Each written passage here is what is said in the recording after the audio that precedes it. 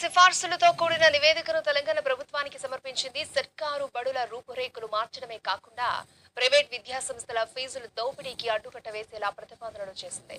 English medium బోధన నుంచి inter విద్యలో ఎబ్సెట్ రద్దు వరకు కమిషన్ సిఫార్సులు చేసింది. ఇప్పుడు కేవలం 7,999 అప్ టు 10 kgs వరకు బరువు తగ్గి అధిక బరువు నుంచి వచ్చే ప్రధాన సమస్యలను దూరం చేసుకోండి. తెలంగాణలో విద్యా ప్రమాణాలను అంతర్జాతీయ స్థాయికి తీసుకెళ్లే లక్ష్యంతో తెలంగాణ విద్యా కమిషన్ తన నివేదికను రూపొందించింది. క్షేత్రస్థాయిలో 33 జిల్లాల్లో పర్యటించి వేలాది మంది తల్లిదండ్రులు, నిపుణుల అభిప్రాయాలను సేకరించిన కమిషన్ సమూల మార్పులకు సిఫార్సు చేసింది. నర్సరీ నుండి 12వ తరగతి వరకు ఒకే క్యాంపస్ లో ఉండేలా తెలంగాణ పబ్లిక్ స్కూల్స్ ఏర్పాటు చేయాలని కమిషన్ కోరింది. 1500 మంది విద్యార్థుల సామర్థ్యం, అత్యాధునిక మౌలిక వసతులు, ఉచిత బస్సు సౌకర్యంతో వీటిని తీర్చిదిద్దాలని సూచించింది. దీనికి సీఎం రేవంత్ రెడ్డి సానుకూలంగా ఉన్నారని కమిషన్ చైర్మన్ ఆకునూరి మురళి చెబుతున్నారు.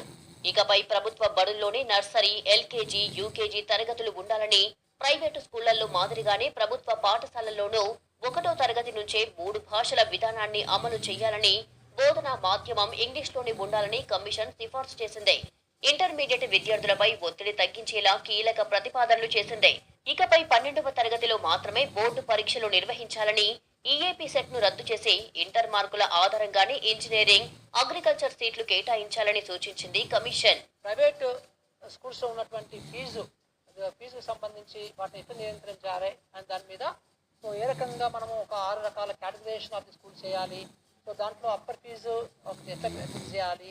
సో దానికి సంబంధించి ఒక ప్రత్యేక స్వతంత్ర ప్రతిపత్తి గల ఒక స్టాట్యుటరీ ఒక బాడీ ఉండాలి, ఒక కమిషన్ లాంటిది ఉండాలి అని ఇలాంటి కొన్ని రికమెండేషన్స్తోని ఈ ప్రైవేట్ స్కూల్స్ ఫీజుకు సంబంధించిన నియంత్రణకు సంబంధించి రికమెండేషన్స్ ఇవ్వడం జరిగింది.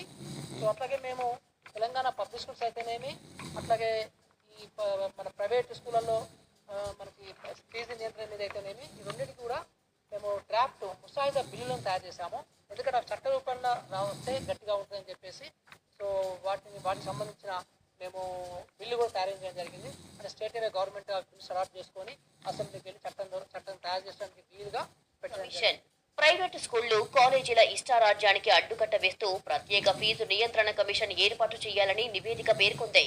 పాఠశాలల్లో సౌకర్యాలను బట్టి కేటగిరీలుగా విభజించి గరిష్ట ఫీజులను ప్రభుత్వమే నిర్ణయించాలని చెప్పింది. టీచర్ ఎడ్యుకేషన్ లో డిఏడి కోర్సును రద్దు చేయాలని, బిఎడ్ కోర్సును ప్రైమరీ, సెకండరీగా పునర్వ్యవస్థీకరించాలని ప్రతిపాదించింది. ప్రైమరీ టీచర్లకు కూడా డిగ్రీతో పాటు బిఎడ్ తప్పనిసరిగా చేయాలని సిఫార్సు చేసింది. మధ్యాహ్న భోజన పథకాన్ని ఇంటర్ విద్యార్థులకు కూడా విస్తరించాలని, మెనూలో ప్రతిరోజు గుడ్డు లేదా అరటి పండు ఉండేలా బడ్జెట్ పెంచాలని కమిషన్ కోరింది. యూనివర్సిటీలో ఖాళీ